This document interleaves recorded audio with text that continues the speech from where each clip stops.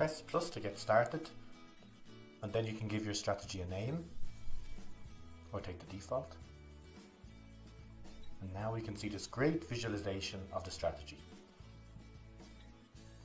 Firstly, you can pull out the price aligned depth chart and then grasp the strategy itself. Pull on this blue bar to tell it how much of the history you want to use, and adapt the red bars to indicate the buy and sell margins.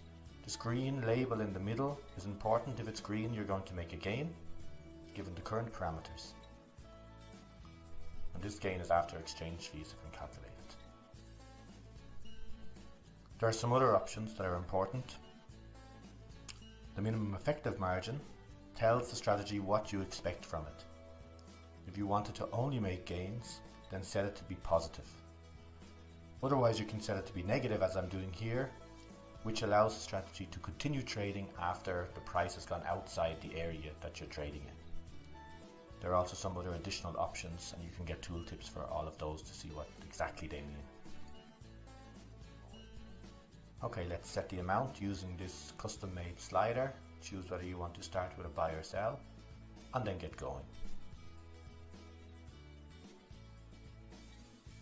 So the order is placed by the strategy. If we hover it, we see it owns this order. And in fact, it's even possible to adapt this order.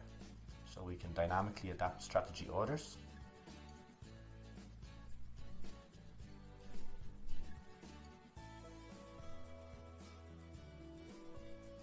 And what's also possible, of course, you can run more than one strategy on a currency pair. So we can add another margin maker here with some different parameters and maybe start it with a sell.